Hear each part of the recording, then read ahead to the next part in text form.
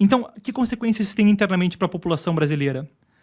É a gradual probabilidade de que a população brasileira viva mais e mais como vive a massacrada população desses países. E os sinais disso são presentes por toda parte. E é triste constatá-lo. É triste assistir acontecendo. Mas, por exemplo, na China, a gente tem relatos de pessoas presas por aquilo que elas acessaram na internet. Uma coisa que se mostra quando, em cada oportunidade que há, não existe nenhuma postura neutra, o Brasil não perde uma oportunidade de se pronunciar e, usando um termo coloquial, passar pano para esses regimes, legitimá-los e se aproximar deles. Então, é uma aproximação gradual do Brasil no exterior ao bloco das ditaduras. Isso já estava acontecendo. Agora, o que esse recado passa, de uma forma muito negativa, para os Estados Unidos, para a Europa, para os países que, malgrados todos os problemas que eles têm hoje em dia, e é legítimo que se discuta os problemas de globalismo ou de outras matizes, outras forças políticas, culturais que operam nesses países, mas que, historicamente, eram os países que defenderam regimes menos autoritários, que aviltam menos a liberdade do que os comunistas ou os regimes autoritários do Oriente. O sinal que se dá para esses países é, olha, nós não estamos com vocês. Nós estamos com o grupo de países que acha legítimo o Irã, por exemplo, ter uma bomba atômica que ele já disse que vai atirar em Israel, que está tentando desenvolver. A gente acha que é legítimo a China resolver os seus problemas da maneira que achar melhor, e se isso envolver milhões de pessoas em campos de concentração, azar.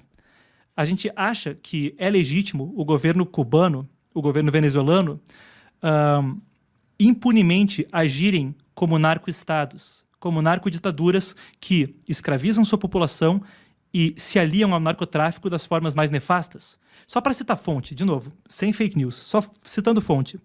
Indiciamento do DOJ, o Departamento de Justiça americano, a Nicolás Maduro, em 2020, parte do cartel dos sóis, tráfico de 250 mil toneladas de cocaína para os Estados Unidos via regime venezuelano.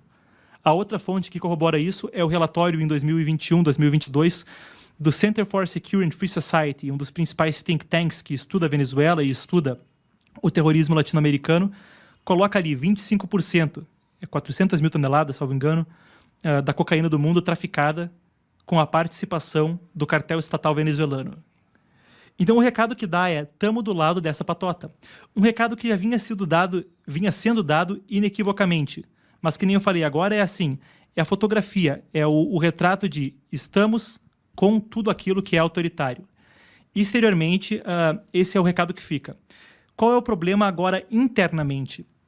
O problema é o teste evangélico, né? Pelos frutos conhecerá a árvore. Também, diga-me com quem andas e direi quem és.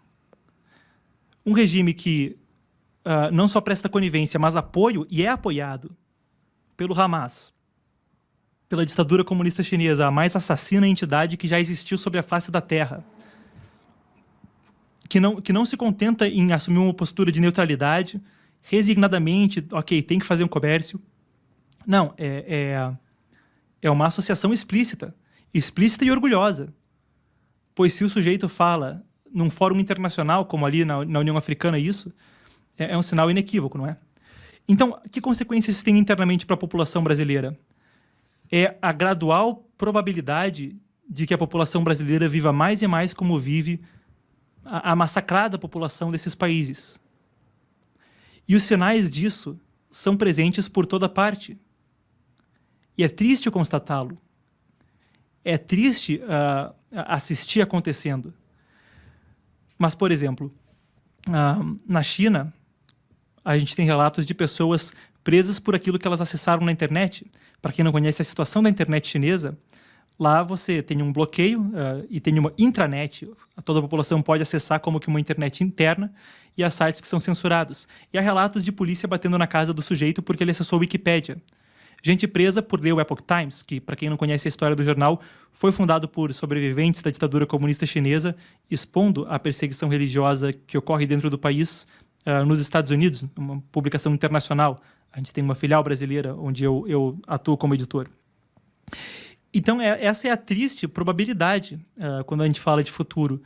É a possibilidade de que os brasileiros vivam mais e mais sob um regime de medo. Um regime como é nessas ditaduras totalitárias, onde não é que você pode fazer tudo aquilo que não é proibido. É que está tudo proibido e você só pode fazer o que é permitido. E o que é permitido ninguém sabe. Então se vive sob o eterno manto do medo. E para nós que somos jornalistas, é ainda pior, porque o eterno manto do medo se ergue de forma inequívoca, esmagadora, sufocante, para quem está falando em público no dia a dia. A gente está ao vivo. Então, isso é, primeiro, essa triste constatação, e essa é a probabilidade. Não é? Isso também cria, por outro ângulo, internamente no Brasil, uma insatisfação que é talvez a maior que o governo Lula enfrenta até agora, pelo menos o governo Lula 3, é a pior insatisfação, acredito que ele enfrenta desde o início do mandato, e mais de 100 parlamentares estão buscando protocolar um pedido de impeachment. Apesar Mas da isso retórica... não vai dar em nada, vai? É muito difícil que dê em alguma coisa. Por quê? Assim, qual que é a rota do pedido de impeachment? Qualquer um pode protocolar um pedido de impeachment. Tem uma assinatura, tenha 100, seja de deputado, seja do colega, do vizinho da esquina. Qualquer um pode protocolar aquilo. Aí, depois que aquilo é protocolado, aquilo vai, a critério do presidente da Câmara, o Arthur Lira, vai tramitar, aí vai passar por uma comissão especial, aí depois que o texto for aprovado na comissão, o negócio vai para o plenário da Câmara, onde vai precisar de 342 deputados, para depois poder ir para o Senado, onde vai depender do Rodrigo Pacheco pautar, para depois precisar de 52 senadores. Ou seja, é um negócio que é quase impossível dar em alguma coisa. Aí existe um argumento que é, mas na época da Dilma também era quase impossível e aconteceu, né? Naquela época, havia uma rejeição muito maior ao governo do que tem agora, e era um outro momento também em termos de horizonte de consciência, daquilo que a direita brasileira era mais incipiente, muito menos desgastada, tinha um outro horizonte de ideias, e tinha um outro momento no sentido de que atualmente, me parece, e isso não é torcendo para qualquer um dos lados, é descrevendo um fenômeno. Na live de ontem, lá no Epoch Times, eu me aprofundei também nessa análise. Mas é descrevendo um fenômeno. Mesmo que aconteça um impeachment do Lula, isso, claro, internacionalmente eu acho que apazigua os ânimos, internamente pode apaziguar as coisas, mas não muda o sistema de coisas vigente no Brasil, que é um sistema que intrinsecamente possui alguns vícios que inevitavelmente estão estabelecendo a situação atual. Por exemplo, existem dois órgãos que fiscalizam um ao outro. O Senado fiscaliza o Supremo Tribunal Federal e vice-versa, o que inequivocamente pode gerar uma situação de rabo preso, não é? Que é a análise de muita gente mesmo do porquê não houve fiscalização até agora. E para quem é muito... Para pessoas que não são, ou que são anti-esquerdistas e que isso é uma das principais críticas que se pontua ao governo Bolsonaro, que em 2019 poderia ter havido uma CPI da Lava Toga ou uma mobilização para fiscalizar o Supremo Tribunal Federal, e aquilo não ocorreu no cerne daquele caso envolvendo o Flávio Bolsonaro, não é? Onde ele não colocou a última das 71 assinaturas que era necessária para abrir a CPI, e depois tentou organizar para que as pessoas retirassem assinaturas. Aí, as pessoas que gostam do ex-presidente Bolsonaro ficam muito chateadas quando eu comento esse assunto. Mas a minha função não é militar politicamente por um desses lados, é tentar ajudar descritivamente a pessoa a entender o que está ocorrendo. E mesmo as pessoas que militam politicamente deviam gostar de uma análise sóbria e de uma tentativa de descrever os fenômenos, né? Agora, é um sistema que tem uma série de vícios. Então, se tem dois órgãos que fiscalizam um ao outro e dão margem para a questão de rabo preso, quando você coloca o executivo na jogada como a pessoa que nomeia pessoas na Suprema Corte, a coisa se torna ainda mais complicada. Mas, além dos problemas intrínsecos, da maneira como o sistema se estrutura, existe o outro problema, que é o quão pequeno é o horizonte de consciência do brasileiro. Então, por exemplo, é um problema que permeia tanto a esquerda quanto a direita brasileira de uma forma fenomenal. Falei sobre isso na live de ontem, lá no Epoch Times. Mas o problema do estreitamento do horizonte de consciência. Então, o que significa horizonte de consciência? Aquilo que você conhece, aquilo que você consegue vislumbrar. aquilo que vai até onde alcança a sua consciência, aquilo que você conhece.